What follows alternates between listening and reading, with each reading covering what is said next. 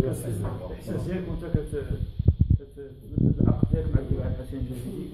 انا الحمد لله طريت واحد القرار اللي يناسبني، عرفت شنو تندير.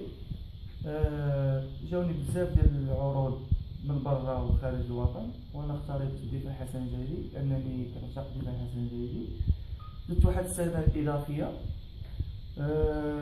نتمنى ان شاء الله تكون مداومه، وانا باغي نخرج من الدفاع الحسن الجزيري والدفاع تكون راضي على زكريا حدراف. الحمد لله ديت معاه واحد الكاس اللي غالي، نتمنى ان شاء الله مزيد من العطاء ومزيد من الارقام. حد موفق لزكريا حدراف وحد موفق للدفاع الحسن الجزيري. تقدر تقول الجمهور الجديد؟ بالنسبه للجمهور الجديد كيعرف كلهم تعرفوا زكريا حدراف شنو تعني لفريق الدفاع الحسن الجزيري.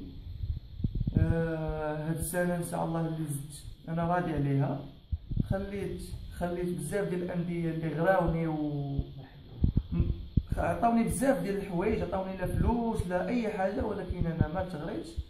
كنحب الفريق الدفاع الحسن الجزيري، وقررت بانني نزيد واحد السنه اللي هي اضافيه ان شاء الله. هذا من القلب ديالي ماشي. شكرا.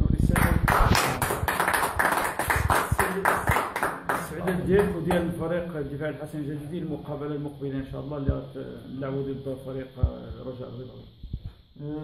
كنظن بان فريق الرجاء البيضاوي فريق اللي كبير، حنا كنستعدوا ليه كل ما فيه الكفايه باش نديروا واحد النتيجه ايجابيه.